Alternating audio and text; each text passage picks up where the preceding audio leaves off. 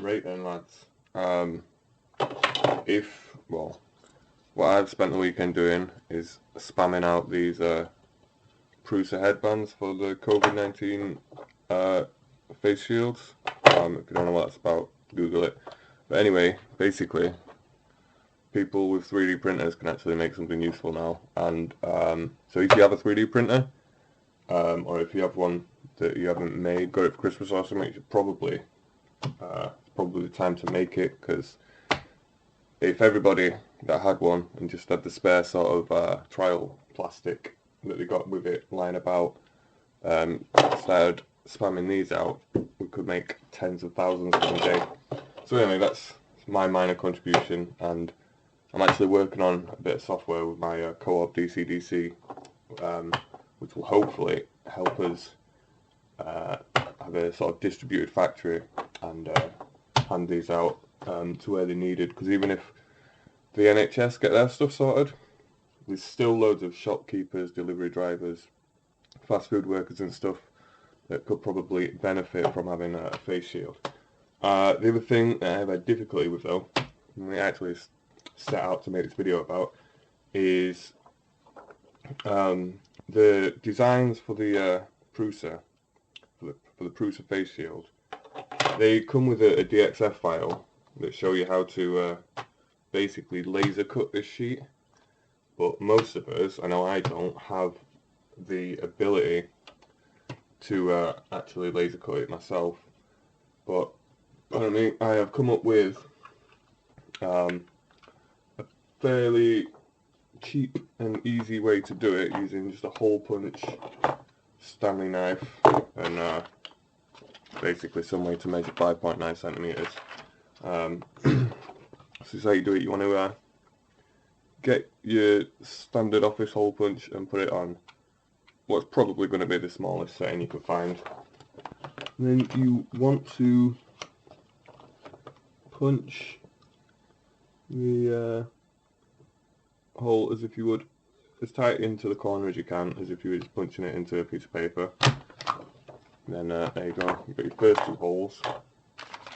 And then what you want to do is have a piece of paper that has the first two holes, second two holes drawn on it. You'd better get these from the template, but it's basically standard hole punch distance, 5.9 centimeters, standard hole punch distance. So you want to line, I don't know if that's picked up on the camera, but line up the circle to your markers. So you have these two lines coming down here, so you can keep an eye on where this is going, and then you want to just push out as far as possible now, get it out of the way. And then you want to, by eye, get the double check and straighten up a bit. By eye, you want to get the third marker underneath the plunger on the punch.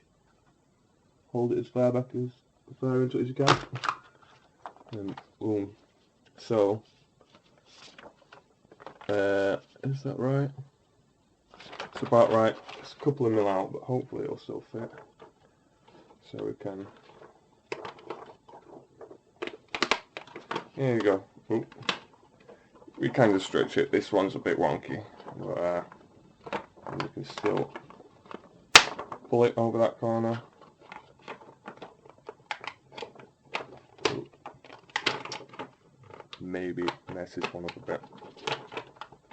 Ooh. So, do that again. So.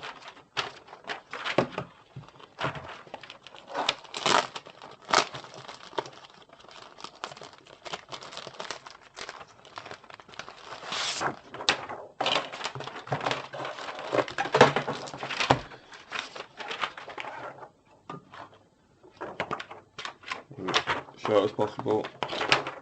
Get it in, the corner in, punch.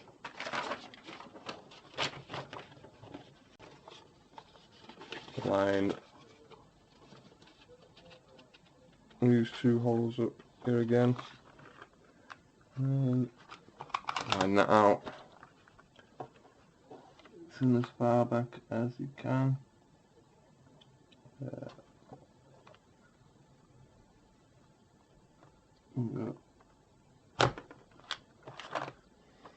you go. That one looks like it might be better.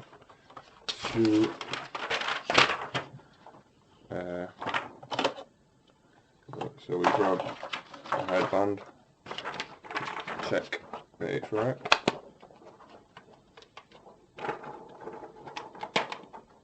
There you go. That one's better. So that's snapped onto there. And we'll just take it back off. Now we know that it fits. And the next bit you want to do is fold it over so this edge and these two holes line up, and then simply cut the extra inch off the edge.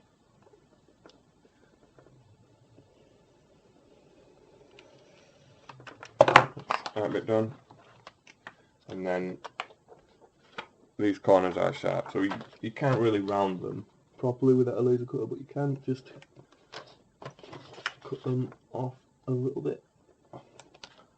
Now they're less annoying. And finally, well, not finally actually, the last bit's coming up. I'm going to fold that over in the middle, and then just go about 2 inches in, and then just cut the whole thing off.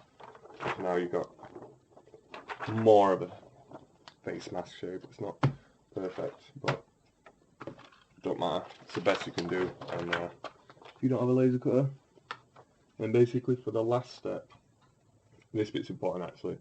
I'm going to put a link in below this for where you can download the part, because I've spent today trying to make a part that works with a normal hole punch for the bottom piece, because the original Prusa one doesn't. So then point to the bottom. Sorry, headband up. Get off there. So this way up,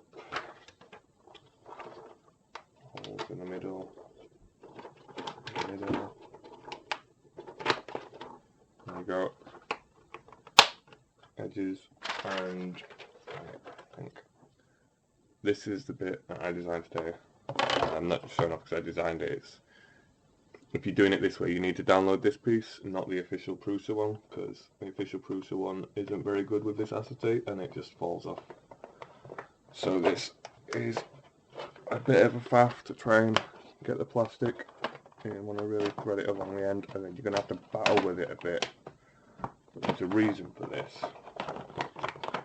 And then once you get it on, also if you have gloves and stuff, it's easy to do that way. Well, no, you should be doing it that way, but I don't have gloves.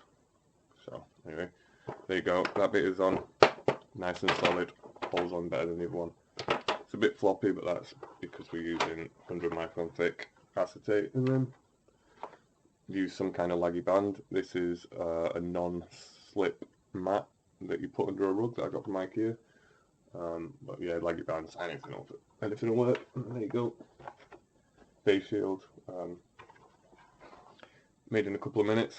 Plastic took 4 hours though, so yeah. If you have a printer, you get spamming these out and send them to someone that wants to cut the acetate. I think that's actually it. If you want in that bottom piece, I'll put a link below, or however I upload this